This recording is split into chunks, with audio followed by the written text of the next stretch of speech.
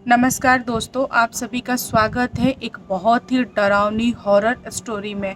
आज की जो कहानी है बहुत ही ज़्यादा डरावनी और रूह कँपा देने वाली कहानी है। आज की कहानी कोलकाता की कहानी है और हम सभी को पता है कोलकाता में बहुत सारे भूत प्रेत वगैरह डायन वगैरह होते थे। पहले के लोग ऐसे विश्वास करते थे कि सबसे ज़्यादा डायन कोलकाता में पाई जाती हैं। तो चलिए बिना समय गवाए इस वीडियो को स्टार्ट करते हैं। कोलकाता में एक गरीब परिवार रहता था जिसमें 4 सदस्य थे, राधा, मोहन और उनके 2 बच्चे। जो बच्चे थे उनमें से एक लड़का बड़ा था, उसके बाद एक लड़की थी। राधा मोहन की जो लाइफ थी अच्छी चल रही थी। कुछ महीनों बाद से राधा को एक और बच्चा हुआ जो था लड़का। राधा बहुत ही ज़्यादा खुश थी क्योंकि जो तीसरा वाला बेबी था बहुत ही ज़्यादा सुंदर और मतलब गोरा चिट्टा वगैरह था। जो भी उसको देखता था ना ऐसे मोहित हो जाता था उस बच्चे पे। बच्चे को बहुत ही ज़्यादा लाड दुलार प्यार वगैरह देता था। तो एक दिन की बात है, राधा अपने बच्चे का मालिश कर रही थी अपने द्वार पे, और जो राधा का घर था वहाँ से एक सड़क गुजरती थी और जितने लोग उस सड़क से गुजरते थे सारे लोग रुक के बच्चे को प्यार करते थे, देखते थे और उसके बाद जाते थे। दोस्तों, जब राधा अपने बच्चे की मालिश कर रही थी और बच्चा खेल रहा था, उसी समय एक औरत उस सड़क से गुजरी और उसने बच्चे को देखा तो थोड़े समय के लिए वहाँ पे रुक गई और राधा को बोली कि आपका बच्चा बहुत प्यारा है, क्या मैं इसको थोड़ा सा लाड़ दुलार वगैरह दे सकती हूँ, मैं इसको खिला सकती हूँ? तो राधा खुशी खुशी बोली कि हाँ हाँ, क्यों नहीं, खिलाइए ना। तो उस औरत ने बच्चे को अपने गोद में लिया और बहुत ही प्यार से खिलाया, दुलारा, पुचकारा और उसके बाद से बच्चे को राधा को दे के फिर वो अपने रास्ते को चली गई। और इधर राधा मालिश कर लेने के बाद से बच्चे को घर में लाई, खाना वगैरह बनाया, सब कुछ सही चल रहा था। अचानक से रात के 7 बजे बच्चा चिल्ला चिल्ला के रोने लगा और राधा को समझ नहीं आया कि बच्चा क्यों रो रहा है। राधा को लगा कि भूख लगा होगा इसलिए बच्चा रो रहा है। तो राधा ने बच्चे को दूध पिलाया, उसके बाद भी बच्चा रोना बंद नहीं किया। तो राधा सोची कि कहीं इसके पेट वेट में दर्द हो गया होगा तो इसकी वजह से रो रहा होगा। तो राधा जितनी भी घरेलू दवाइयाँ जानती थी, मतलब पेट दर्द सही करने का, तो उसने अपने बच्चे को दिया। जो बच्चा था कुछ समय के लिए चुप हो गया, लेकिन फिर आधी रात में वो अचानक से चिहुकने लगा और लगा रोने। तो राधा जगी रात में और उसने देखा कि बच्चा रो रहा है, तो उसने अपने पति मोहन को उठाया और बोला कि ये बच्चा शांत होने का नाम नहीं ले रहा है, इसको क्या हो गया, इसको हम लोग वैद्य के पास लेके चलते हैं। तो जो मोहन था उसने बोला कि अभी रात के काफ़ी समय हो गए हैं, एक काम करो, थोड़ा सा तुम रुको और बच्चे का मतलब देखभाल करो, थोड़ा इसको अजवाइन का पानी वगैरह दो ताकि इसका पेट दर्द वगैरह सही हो। अगर पेट में दर्द हो रहा है तो थोड़ा सा हमें रुकना पड़ेगा क्योंकि इतनी रात में हमें कोई भी बैलगाड़ी नहीं देगा कि हम वैद्य के पास जाएं, और जो वैद्य का घर है काफ़ी दूर है, तो हमें थोड़ा सा रुकना पड़ेगा। तो राधा के पास मजबूरी थी, वो बोली कि अच्छा ठीक है, थोड़ा हम इंतज़ार कर लेते हैं। और राधा कोशिश कर रही थी अपने बच्चे को शांत करने के लिए, लेकिन बच्चा शांत नहीं हो रहा था। यहाँ पर मोहन और राधा की जो बेचैनी थी ना बढ़ती जा रही थी, क्योंकि जो बच्चा हमेशा हंसने वाला, खेलने वाला, इस समय बच्चे के साथ ऐसा क्या हो गया कि बच्चा रोना बंद ही नहीं कर रहा है। ऐसे करते करते सुबह के 3 साढ़े 3 के आसपास हो रहा था, बच्चा एकदम से चीखा और उसके बाद उसका रोना धोना, हाथ पैर चलाना वगैरह सब बंद हो गया। यहाँ पे राधा को झटका लगा, जब उसने अपने बच्चे को ऐसे हालत में देखा तो उसको झटका लगा और लगी छाती पीट पीट के रोने कि मेरा बच्चा अब दुनिया छोड़ के चला गया, मोहन जी मैं क्या करूँ, ऐसे वैसे बहुत लगी चिल्लाने रोने। और मोहन जब देखा अपने बच्चे को तो वो भी सर पटक लिया ऐसे कि हे भगवान, आपने ये क्या कर दिया, क्यों किया ये सब, आपको ऐसा नहीं करना चाहिए। पूरे अगल बगल के लोग आधी रात को उनके यहाँ इकट्ठा हो गए, क्या हो गया भाई साहब, क्या हो गया? तो गांव के जितने भी बुजुर्ग लोग थे उन्होंने बच्चे को देखा, उन्होंने बोला कि अच्छा ठीक है, जो भी क्रियाक्रम वगैरह होगा हम लोग सुबह करेंगे, अभी कहाँ लेके जाएंगे बूढ़े को। तो लोगों ने सुबह का इंतजार किया और उसके बाद जो भी क्रियाक्रम वगैरह होता है वो सब हो गया। दोस्तों, ये जो घटना घटी ये पूरे गांव में चर्चा का विषय हो गया। जितने लोग भी थे गांव में सारे लोग अजीबो तरह के बातें बनाने लगे कि मोहन के यहाँ अचानक से ऐसी घटना घट गई, बच्चा दुनिया छोड़ के चला गया, इसका मतलब किसी भूत प्रेत वगैरह का साया है मोहन के घर में, मोहन के 2 और बच्चे हैं, कहीं उन पे तो कुछ समस्या नहीं आएगी। ऐसे वैसे करके मतलब पूरे गाँव में ऐसे हवा उठ गया। और जब ये बात राधा को पता चली तो राधा बहुत ही ज़्यादा डर डर गई कहीं मेरे दोनों बच्चों के साथ तो कभी कुछ नहीं न हो जाएगा। तो फिर वो गाँव की बूढ़ी-बूढ़ी औरतों से पूछने लगी कि माता जी बताइए कैसे सही होगा? क्या मेरे घर में सच में भूत-प्रेत का वास हो गया है? तो जो गाँव की बूढ़ी औरतें थीं उन्होंने बोला कि एक काम करो, तांत्रिक या पंडित को दिखाओ। अगर तुमको ऐसा शक है, दिखाने में क्या घाटा है? दिखा लोगे तो और तो अच्छा तुम्हारे लिए। यहाँ पर राधा ने अपने पति मोहन को बोला कि आप किसी अच्छे जानकार तांत्रिक को घर पे लाइए और हम अपना घर, बाल-बच्चा वगैरह दिखाएँगे कि आखिर ऐसा क्या हो रहा है? मेरे दोनों बच्चे सेफ है कि नहीं? मैं उनके लिए ताबीज़ बनवाऊँगी और बाद में पंडित जी को बुला के घर का मैं शुद्धिकरण करवाऊँगी। तो जो मोहन था उसने अपनी वाइफ की बात मान ली, क्योंकि राधा रो-रो के तो पागल हो ही रही थी। तो मोहन ने सोचा कि जो चाह रही है मैं वैसा कर देता हूँ, थोड़ा-सा मतलब उसका दिल दिमाग शांत होगा।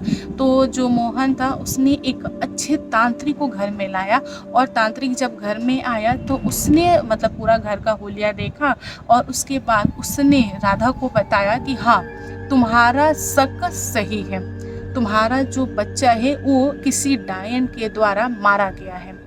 कोई औरत थी जो तुम्हारे बच्चे को प्यार दुलार की गोद में ऐसे लेके खिलाई। तो राधा बोली कि तो बहुत सारे लोग खिलाते हैं, हमें कैसे पता चलेगा कि कौन डायन है? तो जो तांत्रिक था उसने बोला कि कोई बहुत ही सुंदर औरत जिसको तुम जानती नहीं हो, पहली बार तुम्हारे पास आई हो, तुम्हारे बच्चे को गोद में लिया हो। दोस्तों यहाँ पर राधा को उस औरत की याद आई जो सड़क से गुजर रही थी, बच्चे को गोद में लेके खिलाया था। तो तांत्रिक ने बोला कि तुम्हारी गलती है, तुम किसी भी अनजान आदमी को अपना बच्चा क्यों दे देती हो खिलाने के लिए? तुमने दिया तभी ये घटना घटी और उस औरत ने तुम्हारे बच्चे के सर से थोड़ा सा बाल नोच लिया, तोड़ लिया और अपने पास रख लिया। उसके बाद से वो घर जाकर आधी रात में एक होता ना काला सा डॉल, उसके साथ वो काला जादू करके तुम्हारे बच्चे को वो मार दी है। तो जो राधा थी और लगी चिल्लाने, लगी रोने। उसने बोला कि मेरे घर परिवार का क्या होगा, कहीं मेरे दोनों बच्चे पे तो कुछ नहीं न करेगी वो। यहाँ पर तांत्रिक ने राधा को बोला कि तुम्हारे पास्ट में क्या हुआ मैं उसको सुधार नहीं सकता, लेकिन आज की बात से आगे से कभी भी ऐसा कुछ नहीं होगा। मैं तुम्हारे घर को चारों तरफ से बांध देता हूँ, ताबीज वगैरह बना देता हूँ, तुम अपने बच्चों को पहना दो और एक बार पंडित जी को बुला के पूरे घर का शुद्धिकरण करवा दो, सब सही रहेगा। तो राधा ने बोला कि ठीक है। उसके बाद से जो तांत्रिक था वो अपना सब कुछ करके चला गया। दोस्तों इस घटना के कुछ सालों बाद राधा के यहाँ 2 बच्चे और हुए, एक लड़का और एक लड़की। यहाँ पर राधा के पास 4 बच्चे थे, 2 लड़का और 2 लड़की। दोस्तों कुछ साल बीत गए, लगभग 20-25 साल बीत गए। राधा के चारों बच्चे अब बड़े हो गए थे, मतलब जवान हो गए। उनमें से कुछ बच्चों की शादी हो गई और यहाँ पर राधा दादी नानी बन चुकी थी। राधा बहुत खुश रहती थी, अपने नाती पोता के साथ खेलती थी।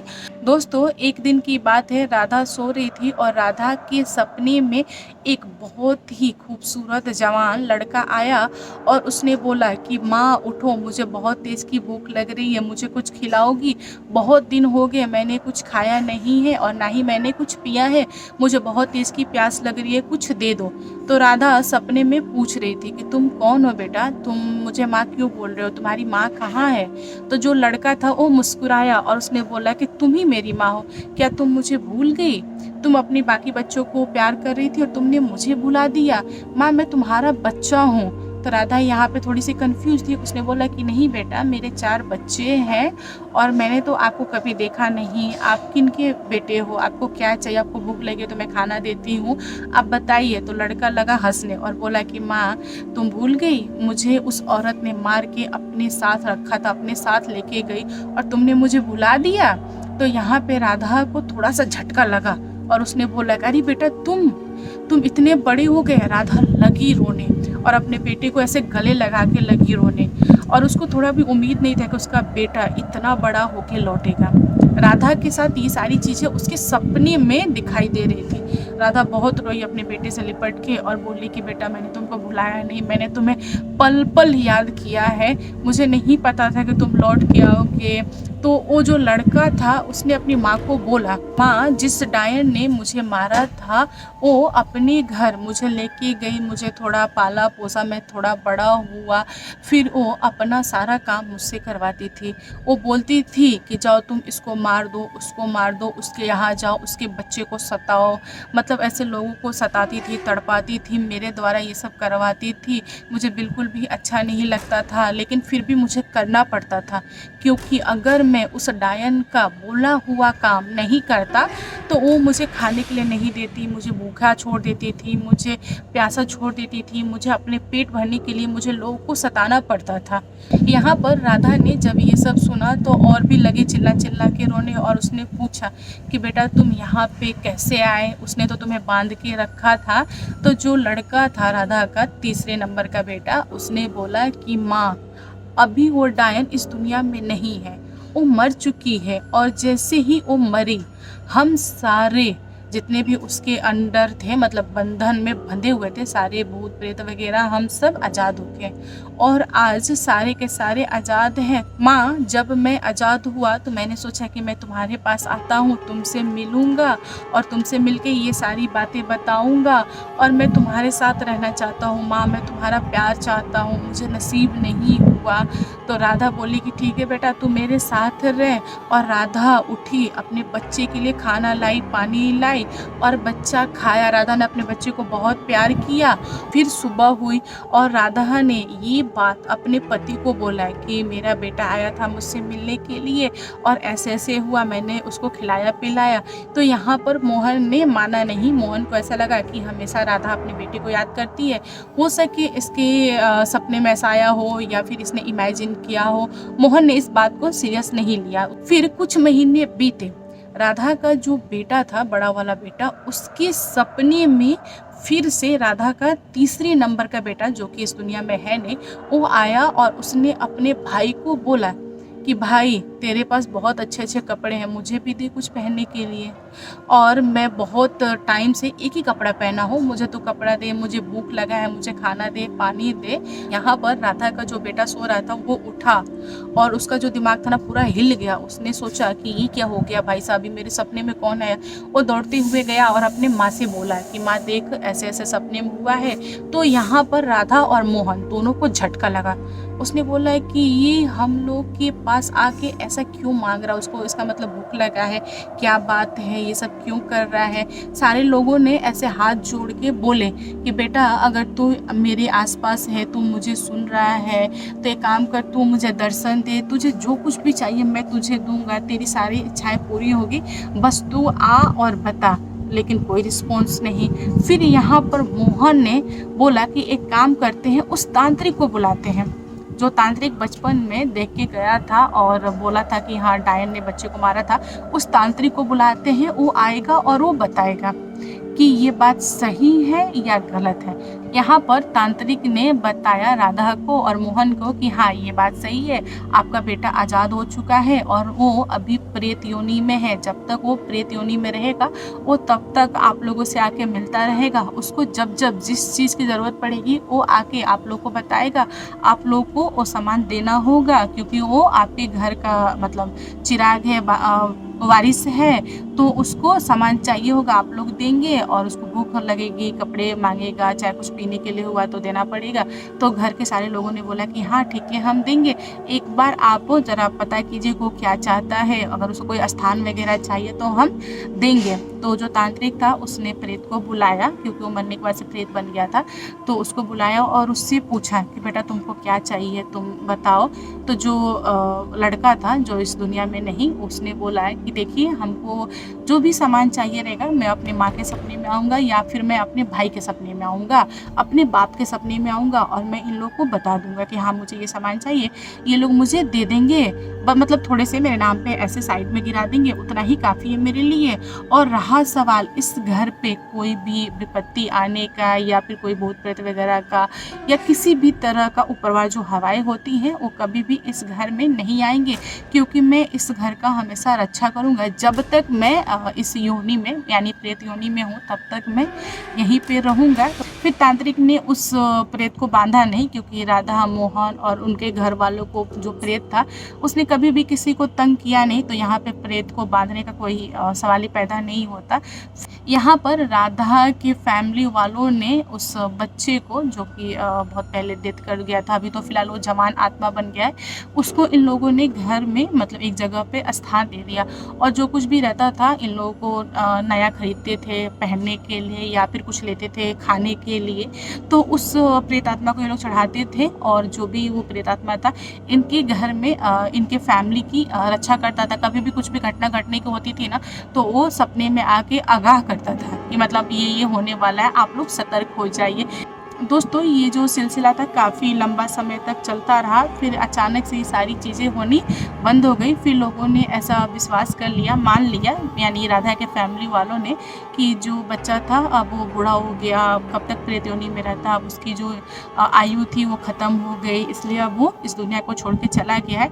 फिर भी लोग उनको पूजते हैं, मानते हैं, और जो वो प्रेत आत्मा था उसने कभी भी किसी को कुछ भी हानि नहीं पहुंचाया।